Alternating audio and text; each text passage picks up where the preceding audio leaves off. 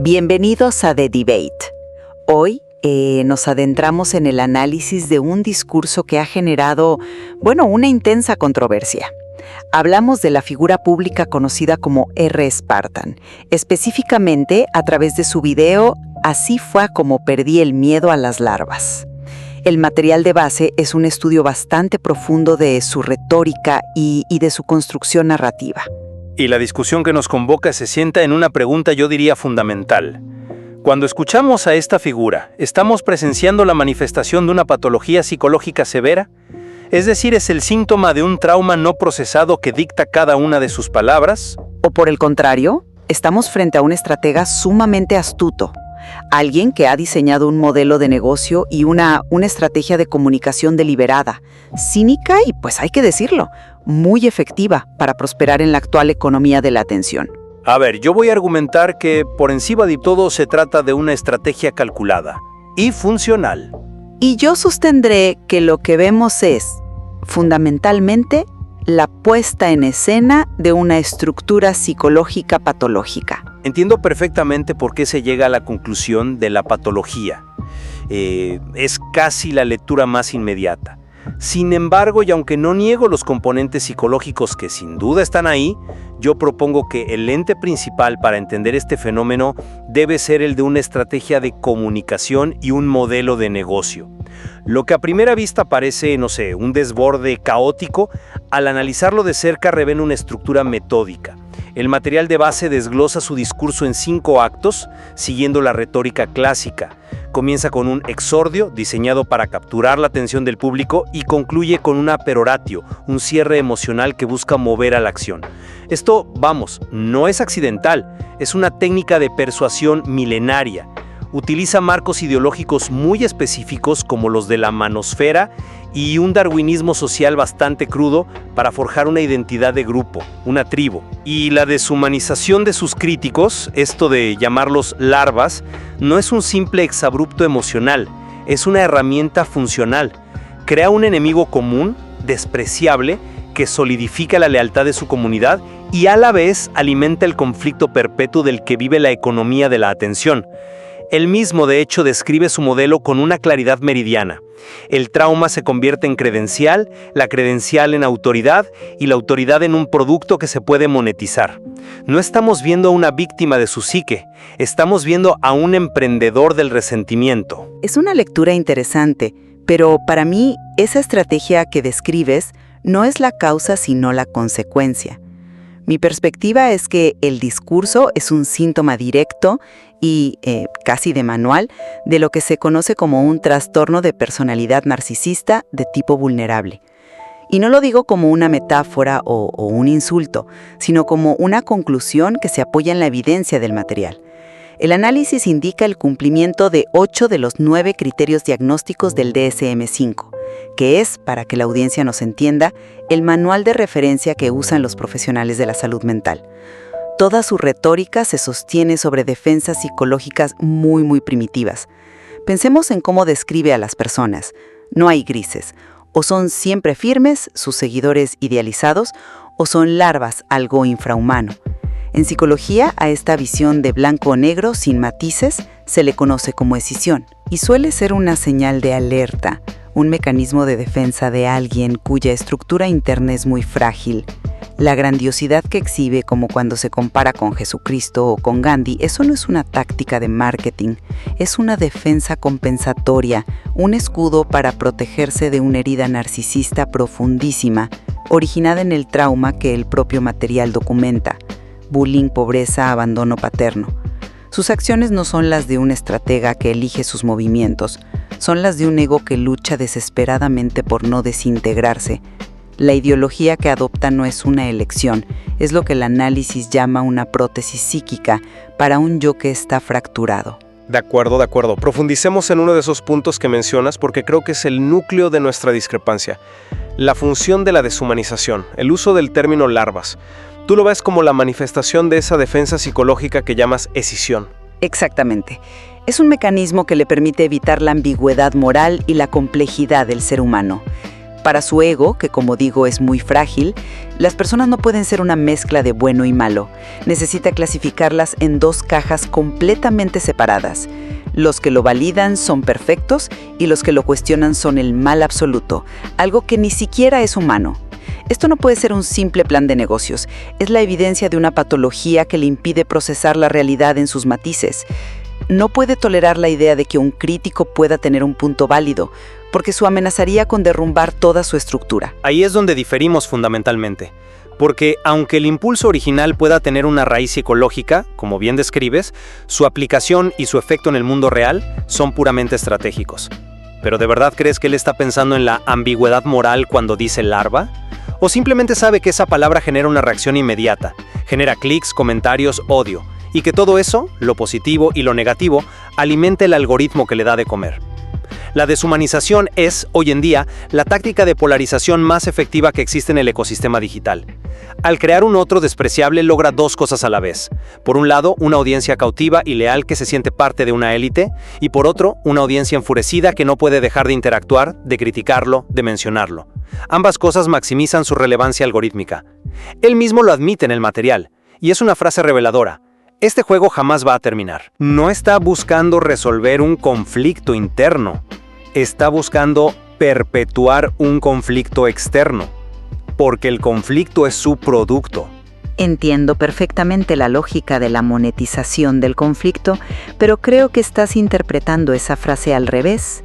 La perpetuación del conflicto no es una estrategia de negocio, es una repetición compulsiva.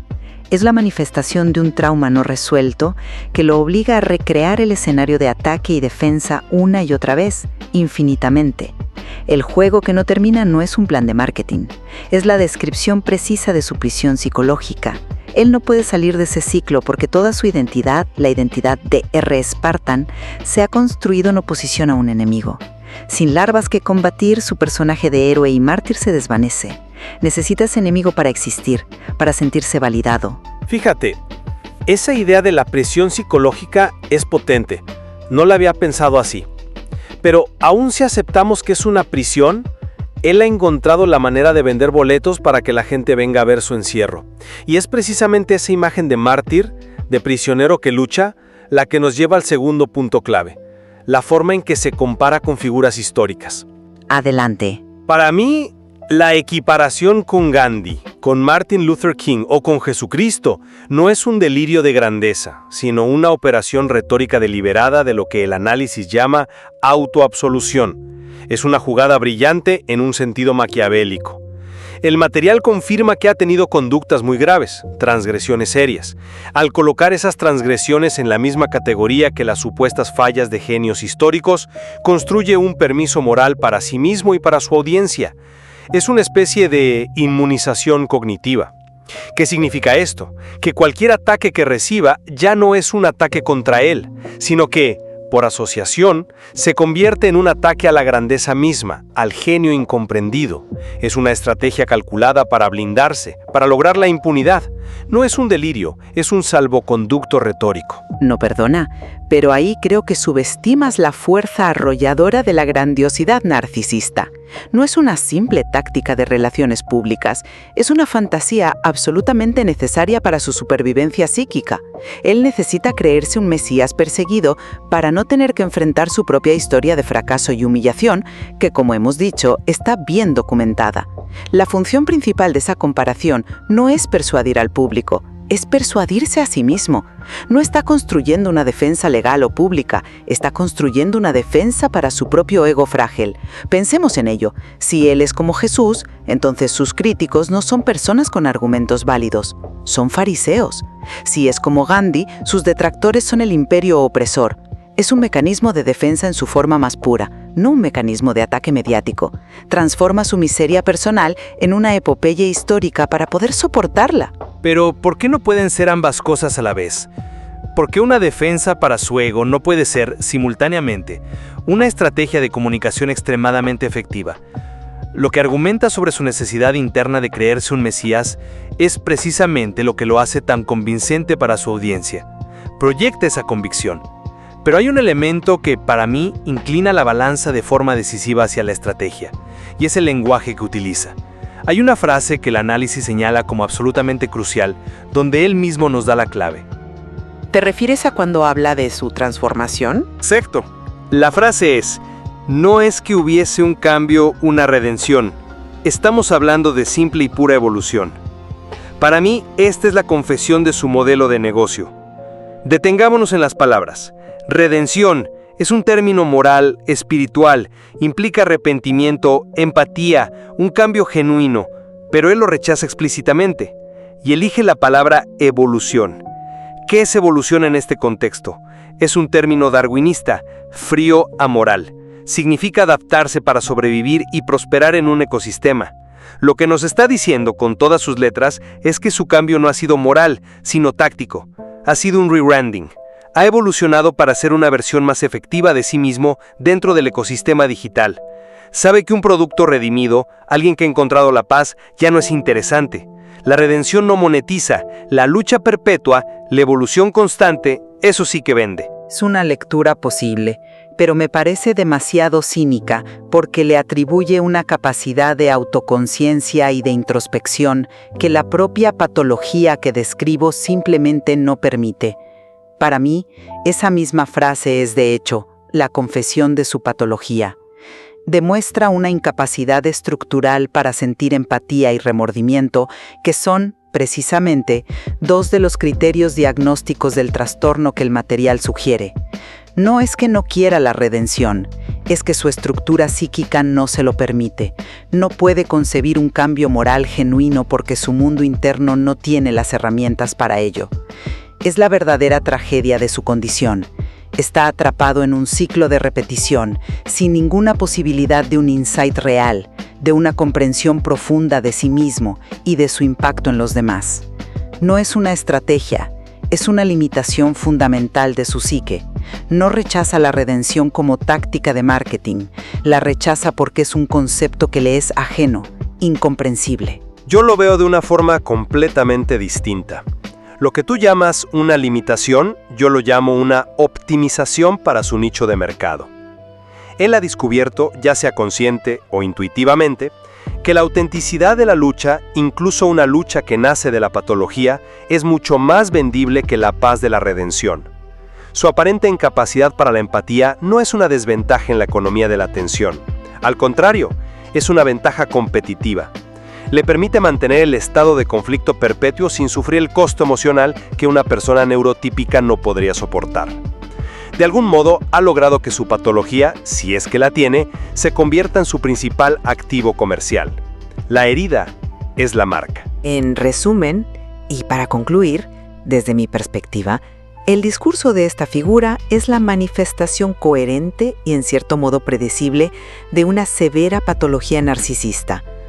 La estrategia comunicacional y el modelo de negocio que también describes no son para mí la causa de su comportamiento, sino la consecuencia inevitable de una necesidad psicológica abrumadora de validación, de grandiosidad y sobre todo de defensa contra un trauma insoportable que de otro modo lo desintegraría psíquicamente. Y yo concluyo que aunque los elementos psicológicos sean sin duda el combustible que alimenta el motor, la estructura del vehículo es una estrategia deliberada y consciente.